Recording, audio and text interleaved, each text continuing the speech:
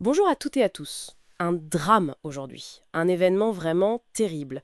Une assistante d'éducation a été tuée ce matin. Ça s'est passé dans un collège à Nogent, en Haute-Marne. Et les circonstances sont euh, assez spécifiques. L'agression a eu lieu pendant un contrôle de sac par la gendarmerie. L'auteur présumé, c'est un élève de 14 ans. On va essayer de décortiquer un peu ce qui s'est passé à partir des infos qu'on a, des articles de presse principalement, pour comprendre les faits et le contexte. Allons-y. Oui, bonjour. L'objectif, c'est ça, démêler les faits précis rapportés et puis voir un peu les questions que ça soulève, forcément sur la sécurité à l'école, la situation des jeunes. Alors revenons sur le déroulé. D'après ce qu'on lit, l'agression c'est juste après 8 heures ce matin. Il y avait un contrôle de sac, apparemment planifié avec les gendarmes, à l'entrée. Mhm. Et cet élève de 3e, 14 ans, au moment d'être contrôlé, il sort un couteau de son sac et il frappe l'assistante d'éducation qui avait 31 ans plusieurs coups. C'est terrible et les détails sur la suite sont glaçants. La victime, elle était très grièvement blessée. Les secours sont intervenus sur place, mais son état était tel qu'ils n'ont pas pu la transporter. Il y avait un hélicoptère prêt à l'emmener à Dijon, mais Elle n'a pas pu être évacuée. non. Elle est décédée quelques heures après, là, devant le collège. C'est C'est absolument terrible.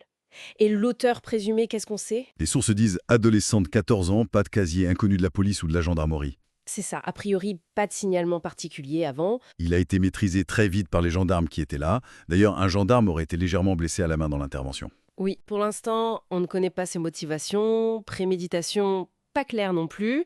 Il est en garde à vue, l'enquête commence à peine. Ce qui interpelle fortement ici, c'est que ce drame survient pendant une opération de contrôle.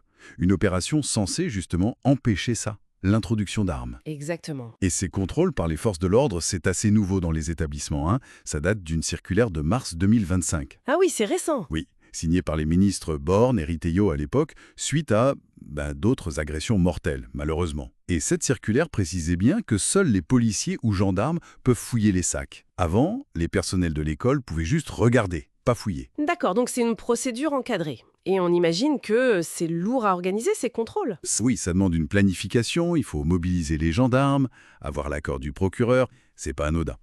D'ailleurs, le ministère donnait un chiffre fin avril.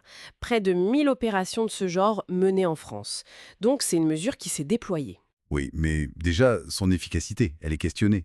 Une de nos sources cite Didier Georges du SNPDN-NSA, le syndicat des chefs d'établissement. Qu'est-ce qu'il dit? Il qualifie ça de coup de poing politique. En gros, des actions visibles, médiatiques, mais peut-être pas si efficaces sur le fond.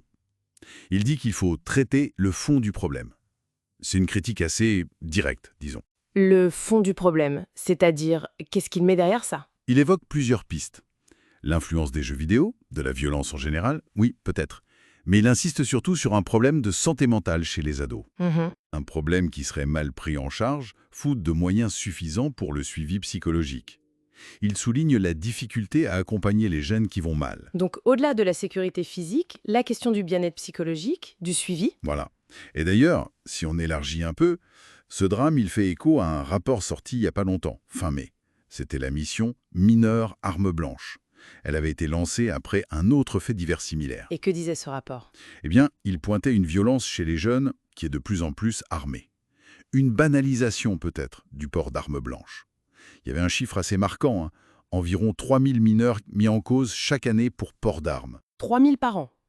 Ah oui, quand même. Ça donne une autre perspective, effectivement.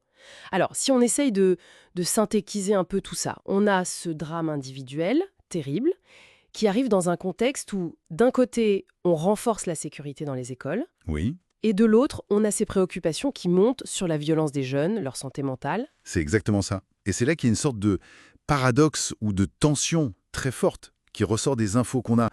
La mesure de sécurité, le contrôle, devient le lieu même du drame qu'elle devait empêcher. C'est ça qui est troublant. Ça interroge vraiment l'équilibre entre la réponse sécuritaire, immédiate, nécessaire peut-être, et puis l'action sur les causes profondes, le mal-être, les racines de la violence, qui demandent autre chose, du temps, d'autres moyens. Une tension évidente, oui, Et ça nous laisse avec une question pour la suite, pour la réflexion. Au-delà des réactions à chaud, comment on construit des stratégies globales, des stratégies qui arrivent à intégrer la sécurité, bien sûr, mais aussi une action en profondeur sur le bien-être des élèves, sur les causes de cette violence. Tout à fait. Comment faire pour que ces deux aspects, sécurité et prévention de fond, se complètent vraiment sur le terrain et ne s'opposent pas ou ne se neutralisent pas comme on a l'impression que ça a pu se passer ici tragiquement? C'est la grande question, effectivement. Comment agir sur tous les leviers en même temps, de manière cohérente?